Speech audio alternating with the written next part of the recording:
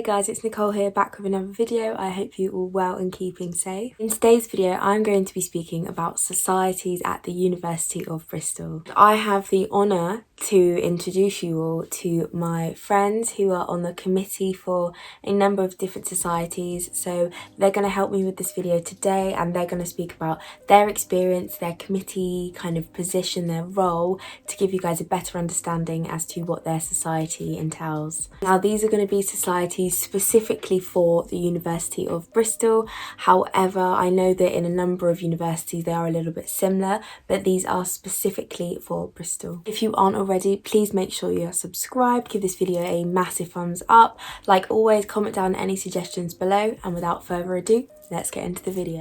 Societies make up a huge part of my university experience. Of course, there is the studying, getting the degree, but the societies have been the reason why I've met some of my housemates, some of my best friends, and had some of the best times at university. Joining a society allows you to try all different kinds of activities, meet new people, and experience stuff that you probably would have never had the opportunity to do so if you hadn't have come to uni. From cultural societies to sports to volunteering to course-related societies to the arts and drama, there is endless amounts of societies you can join.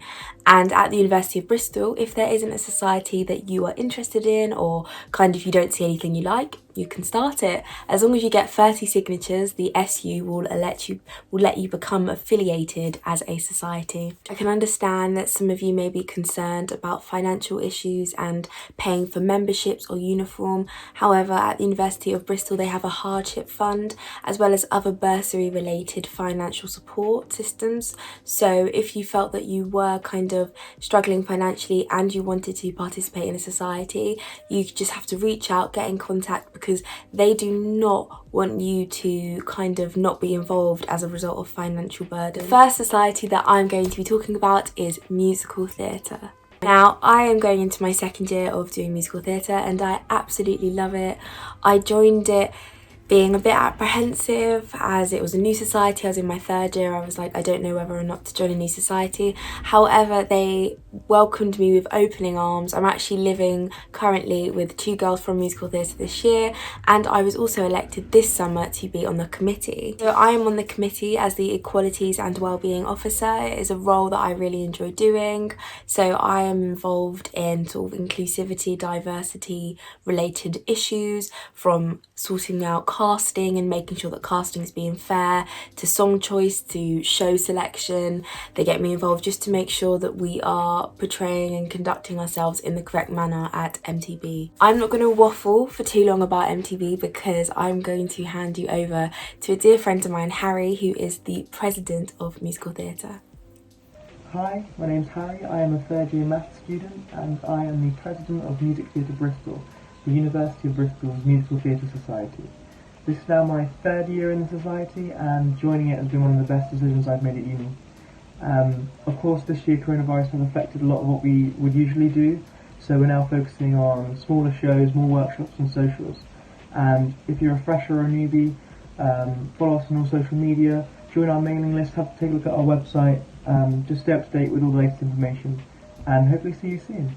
Another good friend of mine who is also on the committee for MTB has kindly agreed to speak about his role on committee, so I'm going to hand you over to Nathan, who is the social sec. I'm Nathan and I'm going to my second year of studying economics and politics at Bristol. Joining MTB last year was the best thing that I did at uni, and I'm so lucky this year that I'm social secretary with Abby.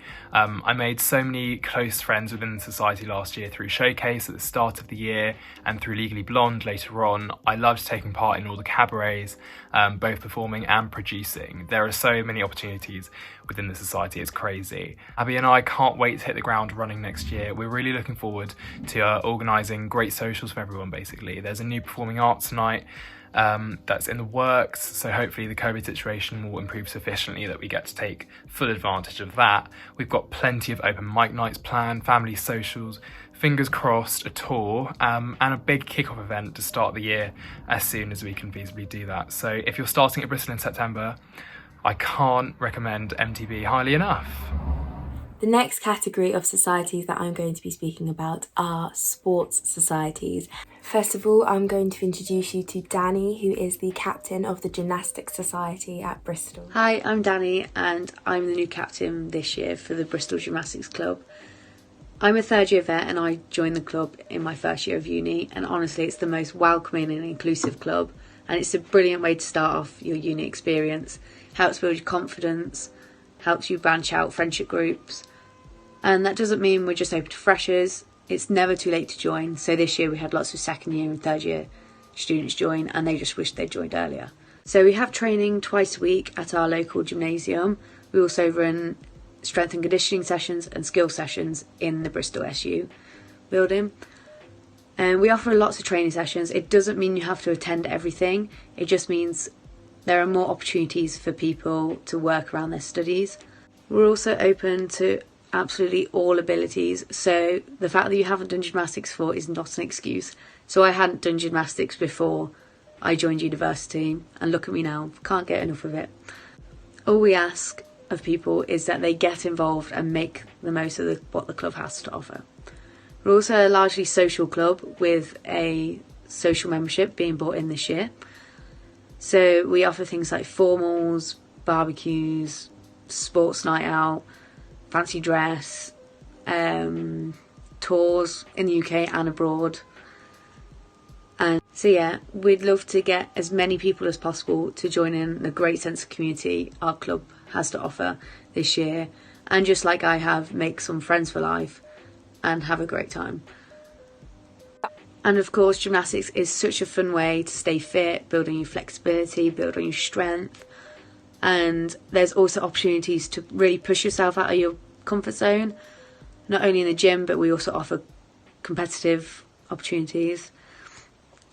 So yeah, I hope to see as many new faces in the new year as possible, and bye. I'm going into my second year of doing gymnastics and I absolutely love it. Once again, just like musical theatre, I was a bit worried about starting a society in my third year. However, they welcome me in with open arms, and having the regular training and the socials really made me feel integrated and part of the society. I love gymnastics because there's varied levels from beginners to people who literally compete for GB, and it's so nice to be around that environment. Next, my friend Wilf is going to speak to you about his time at university with societies, and then he is going to speak about the society which he is on the committee for. Hi, I'm Wilf. I study engineering design, currently in my 5th year at the University of Bristol, and societies that I've been a part of throughout my long time at Bristol. In first year I was part of a lot of drama societies, but then I sort of fell out of doing societies, was really focusing on work in my second and third year, which was a huge mistake. Societies are the most awesome thing you can be a part of in university, which is what I learned when in 4th year I decided to put myself out there, joined volleyball, which is a sport I'd never done before, joined the development squad, and have had the most amazing year. I'm now the captain of the development squad this year, really enjoying it. Being on a committee of a sport is so awesome, or society, not just sport, because it means that you're really in the centre of a society, you know everyone really well, and volleyball itself is like one of the most wholesome, welcoming clubs you could ever get involved in, and everyone's so lovely.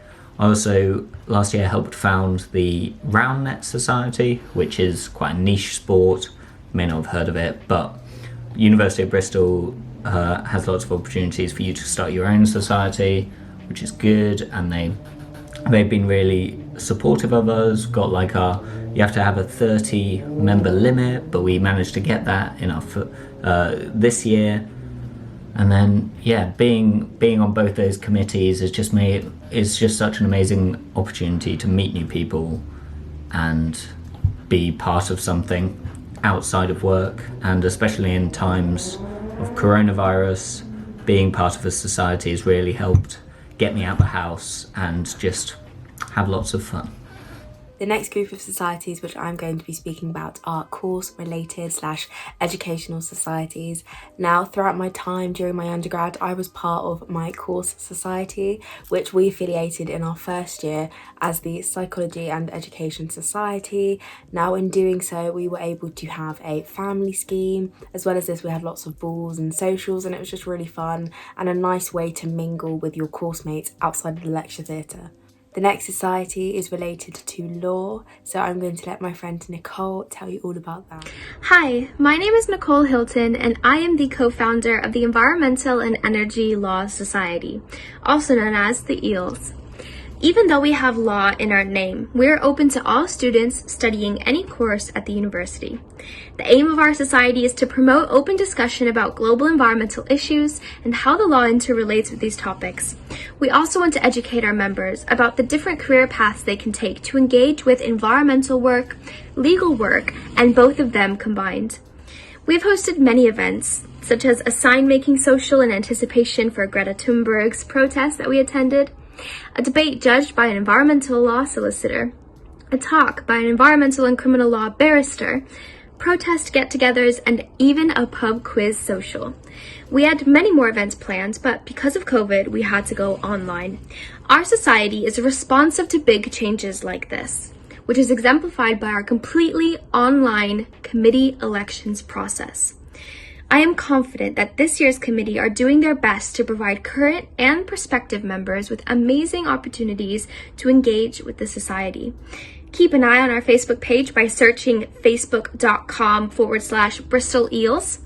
Our Instagram is @Bristol EELS, and you can even check out our page on the Students' Union website by searching our society's name in the search bar. Purchase a membership today to ensure that you can reap the benefits of the Environmental and Energy Law Society. Thanks for listening. Next up, I'm going to speak about cultural societies at the University of Bristol. Now, just like the previous categories of societies, there are hundreds of cultural societies, and this one specifically is the Caribbean Society, which I'm part of and I was part of last year, and I'm going to pass you over to my friend Vivian, who is the president. Hi there, I'm Vivian Aboud. I am a second year law student here at the university, and I am the current president of the Caribbean Society. This is actually my second year as president because I founded it last year with other Caribbean students, and I reran, so now I'm president for a second year.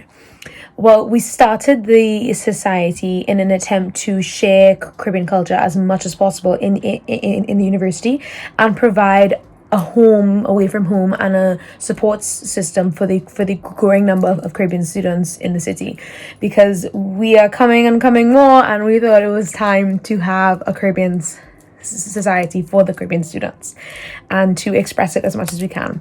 What to expect from us is events that will immerse yourself within Caribbean culture, and I know especially in the UK there are a lot of students and people whose parents and grandparents were Caribbean, and now they might want to get in touch with that part of their identity, and that's what we're all about. That's what I'm so excited for. So if you're a fresher and you have a Caribbean mom, dad, grandmother, grandfather, sister, uncle, then this is a great society for you, because we hope that we'll be able to share the culture with you and you can share your experience with us, and that we could create a beautiful exchange that will just lift up Caribbean culture even more and share it as much as we can with the university.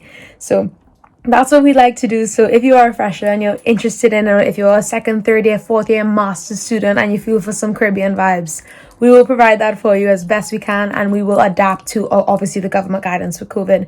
We won't be able to dance quite as much as we would like to around each other in big events, but we will find a way to adapt because of course we love the music. So I hope to see you guys. Bye. Lastly, I'm going to speak about charity and volunteering societies. At Bristol, there is a plethora of different ways that you can get involved through the Students' Union or outside. However, during my time at Bristol, I got involved through the Students' Union, and I'm part of a society called Make a Smile. I'm actually also on the committee for Make a Smile, and I'm the fundraising coordinator. So Make a Smile is basically a charity which run by students, where we raise money and we basically buy costumes and we put on parties for children who are in schools or who may be sort of like disabled or poorly, and we dress up as their favourite characters. We say that our whole aim is to encourage smiles in paediatric settings. At Make a Smile, we are always looking for volunteers to get involved, and we're kind of always having recruitment and enrolment sessions throughout the year and training so people can always get involved. As a result of COVID, we changed how we were doing fundraising and our events to online. So this involved Makaton and sign language videos dressed up in costumes and characters. Or for example, a video that I recorded during lockdown was I did Hakuna Matata from Lion King in BSL, British Sign Language, and we put that video together and we sent it out. That was all for today's video. I really hope you guys found this informative and useful. Let me know. I'm going to leave the description of the SU website below so you guys can have a browse and have a look for yourself and see if there is any other societies that I haven't mentioned that you're interested about.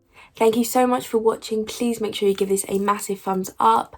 Again, a massive thank you to my friends for helping me put this video together. Without them, I wouldn't be able to have such good of an insight. And thank you for watching. And like always, make sure you are subscribed, and I will see you guys in the next video.